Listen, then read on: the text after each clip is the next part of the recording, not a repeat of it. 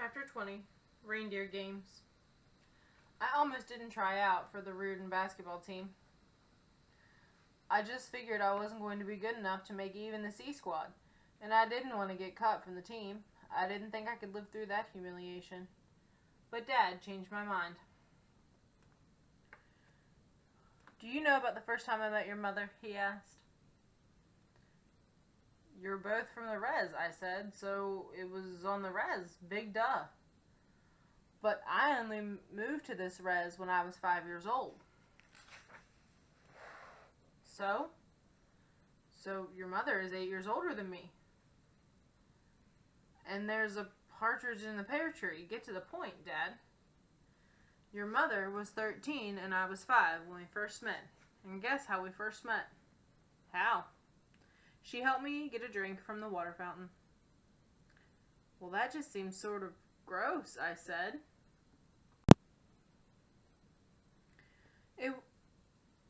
I was tiny, Dad said, and she boosted me up so I could get a drink. And imagine, all these years later, and we're married and have 2 kids. What does this have to do with basketball? You have to dream big to get big. That's pretty dang optimistic for you, Dad. Well, you know your mother helped me get a drink from the water fountain last night, if you know what I mean. And all I could say to my father was, ew. That's one more thing people don't know about Indians. We love to talk dirty. Anyway, I signed up for basketball. On the first day of practice, I stepped onto the court and felt short, skinny, and slow. All of the white boys were good. Some were great. I mean, there were some guys who were 6'6" and 6'7". Roger the Giant was strong and fast and could dunk. I tried to stay out of the way. I figured I'd die if he ran me over. But he just smiled all the time, played hard, and slapped me hard on the back. We all shot basketballs for a while, and then Coach stepped onto the court.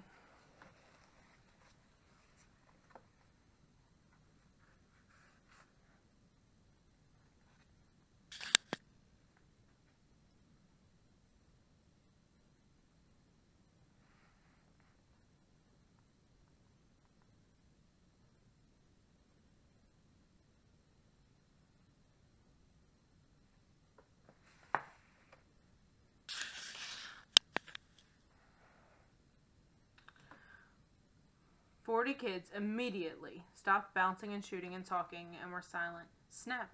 Just like that. "I want to thank you all for coming out today," Coach said. "There are 40 of you, but we only have room for 12 on the varsity and 12 on the junior varsity." I knew I wouldn't make those teams. I was C squad material for sure. "In other years, we've also had a 12-man C squad," Coach said, "but we don't have the budget for it this year. That means I'm going to have to cut 16 players today." 20 boys puffed up their chests. They knew they were good enough to make either the varsity or the junior varsity. The other 20 shook their heads. We knew we were cuttable. "I really hate to do this," Coach said. "If it were up to me, I'd keep everybody. But it's not up to me, so we're just going to have to do our best here, okay? You play with dignity and have respect, and I'll treat you with dignity and respect, no matter what happens, okay?" We all agreed to that. "Okay, let's get started," Coach said. The first drill was a marathon. Well, not exactly a marathon. We had to run 100 laps around the gym. So 40 of us ran. And 36 of us finished. And after 50 laps, one guy quit. And since quitting is contagious, 3 other boys caught the disease and walked off the court too.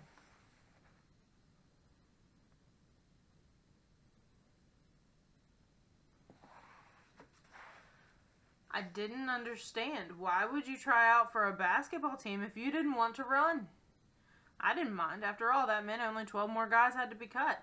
I only had to be better than 12 other guys. Well, we were good and tired after that run, and then Coach immediately had us playing full court one-on-one. That's right, full court one-on-one. That was torture. Coach didn't break it down by position, so quick guards had to guard power forwards and vice versa. Seniors had to guard freshmen and vice versa. All-stars had to guard losers like me and vice versa. Coach threw me the ball and said, "Go." So I turned and dribbled straight down the court. A mistake. Roger easily poked the ball and raced down toward the basket. Ashamed, I was frozen.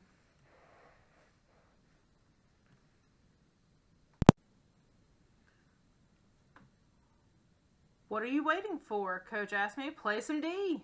Awake, I ran after Roger, but he dunked it before I was even close. "Go again," Coach said. This time, Roger tried to dribble down the court, and I played defense.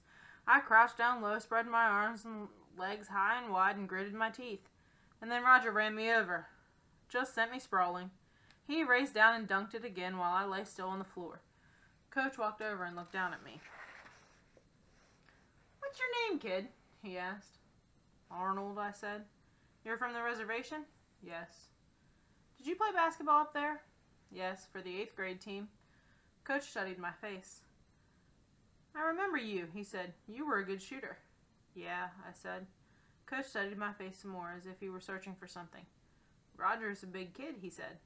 "He's huge," I said. "You want to take him on again, or do you need a break?" 90% of me wanted to take a break, but I knew if I took that break, I would never make the team. "I'll take him on again," I said. Coach smiled. "All right, Roger," he said. "Line up again." I stood up again. Coach threw me the ball and Roger came for me. He screamed and laughed like a crazy man. He was having a great time and he was trying to intimidate me. He did intimidate me. I dribbled with my right hand toward Roger, knowing that he was going to try to steal the ball. If he stayed in front of me and reached for the ball with his left hand, then there was no way I could get past him. He was too big and strong and too immovable.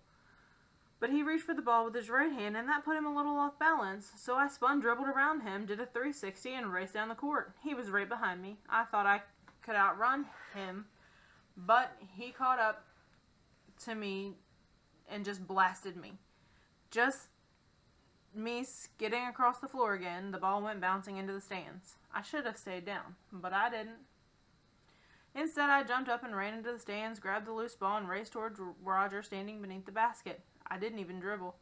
I just ran like a fullback. Roger crouched, ready to tackle me like he was a middle linebacker. He screamed, I screamed.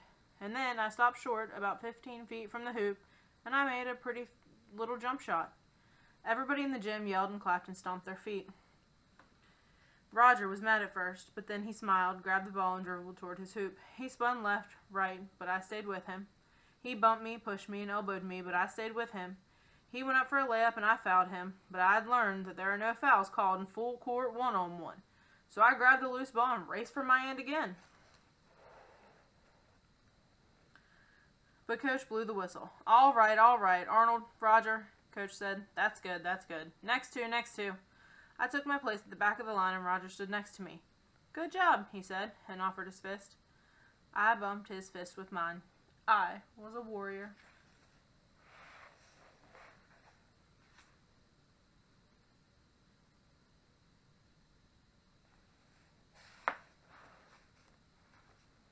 And that's when I knew I was going to make the team. Heck, I ended up on the varsity as a freshman. Coach said I was the best shooter who'd ever played for him, and I was going to be his secret weapon. I was going to be his weapon of mass destruction. Coach sure loved those military metaphors. 2 weeks later, we traveled up the road for our first game of the season, and our first game was against Welpenet High School. Yep. It was like something out of Shakespeare. The morning of the game, I'd woken up in my res house so my dad could drive me the 22 miles to Reardon so I could get on the team bus for the ride back to the reservation. Crazy. Do I have to tell you that I was absolutely sick with fear? I vomited 4 times that day. When our bus pulled into the high school parking lot, we were greeted by some rabid elementary school kids. Some of those little dudes and dudettes were my cousins. They pelted our bus with snowballs, and some of those snowballs were filled with rocks. As we got off the bus and walked toward the gym, I could hear the crowd going crazy inside. I couldn't make it out, and then I could. The res basketball fans were chanting, "Arnold sucks, Arnold sucks, Arnold sucks." They weren't calling me by my res name, Junior. Nope, they were calling me by my Reardon name. I stopped. Coach looked back at me. "Are you okay?" he asked. "No," I said. "You don't have to play this one," he said. "Yes, I do," I said. Still, I probably would have turned around if I hadn't seen my mom and dad and grandma waiting at the front door.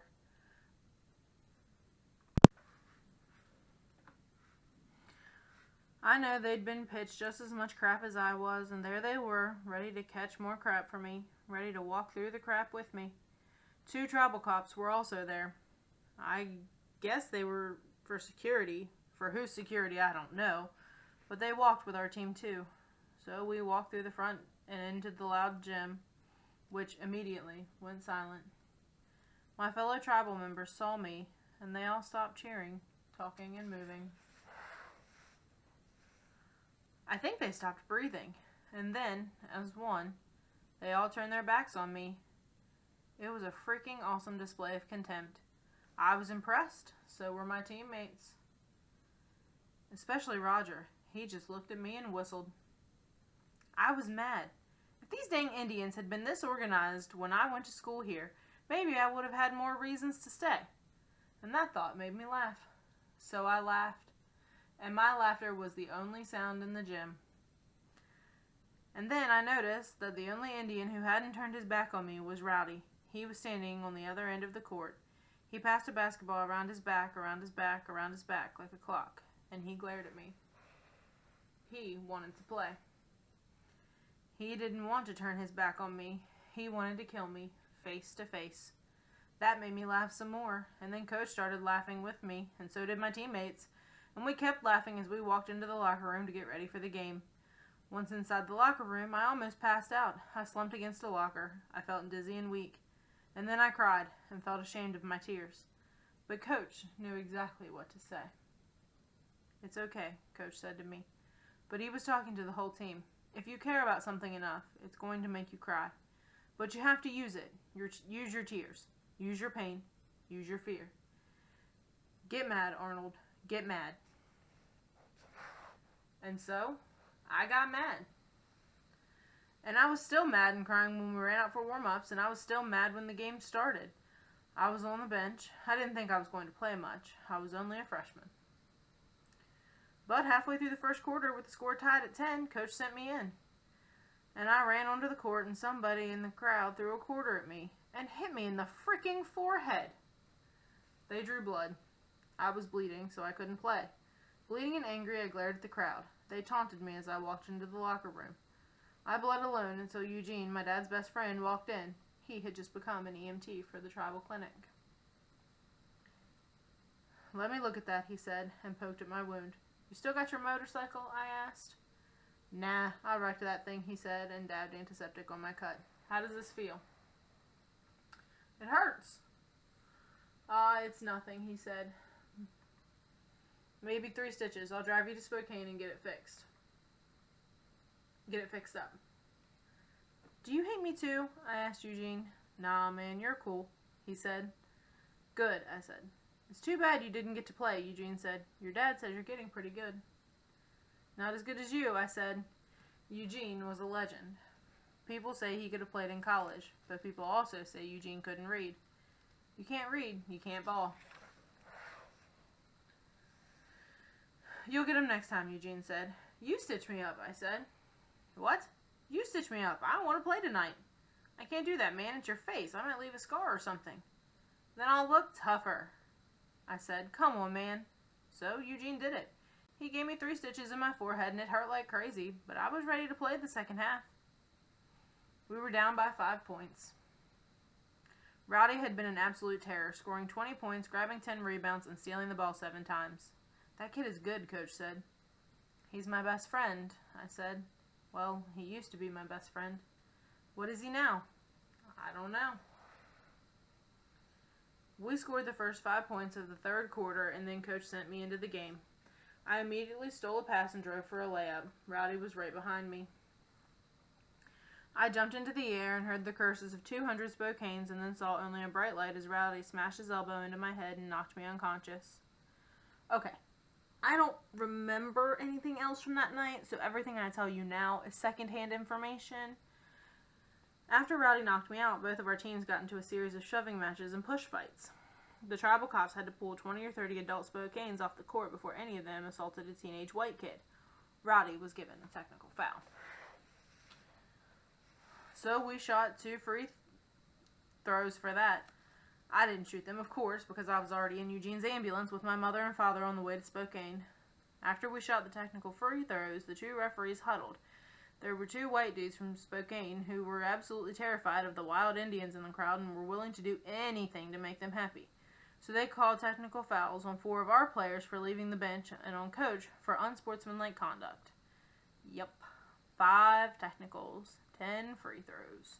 After Rowdy hit the first 6 free throws, Coach cursed and screamed and was thrown out of the game. Welpinett ended up winning by 30 points. I ended up with a minor concussion. Yep, 3 stitches and a bruised brain. My mother was just beside herself. She thought I'd been murdered. I'm okay, I said, just a little dizzy. But you're hydrocephalus, she said. Your brain is already damaged enough. Gee, thanks, Mom, I said. Of course, I was worried that I'd further damage my already damaged brain. The doctors said I was fine. Mostly fine. Later that night, Coach talked his way past the nurses and into my room. My mother and father and Grandma were asleep in their chairs, but I was awake. Hey, kid, Coach said, keeping his voice low so he wouldn't wake my family. Hey, Coach, I said. Sorry about that game, he said. It's not your fault. I shouldn't have played you. I should have canceled the whole game. It's my fault. I wanted to play. I wanted to win. It's just a game, he said. It's not worth all this. But he was lying. He was just saying what he thought he was supposed to say. Of course, it was not just a game. Every game is important. Every game is serious. Coach, I said, I would walk out of this hospital and walk all the way back to Welpinett to play them right now if I could. Coach smiled. Vince Lombardi used to say something I like. He said, it's not whether you win or lose. It's how you play the game. No, but I like that one, Coach said. But Lombardi didn't mean it. Of course it's better to win. We laughed. No, I like this other one more, Coach said. The quality of a man's life is in direct proportion to his commitment to excellence, regardless of his chosen field of endeavor. That's a good one. It's perfect for you. I never met anybody as committed as you. Thanks, Coach. You're welcome. Okay, kid, you take care of your head. I'm going to get out of here so you can sleep. Oh, I'm not supposed to sleep. They want to keep me awake to monitor my head and make sure I don't have some hidden damage or something. Oh, okay, Coach said. Well, how about I stay and keep you company then? Wow, that would be great. So Coach and I sat awake all night. We told each other many stories. But I never repeat those stories. That night belongs to just me and my coach.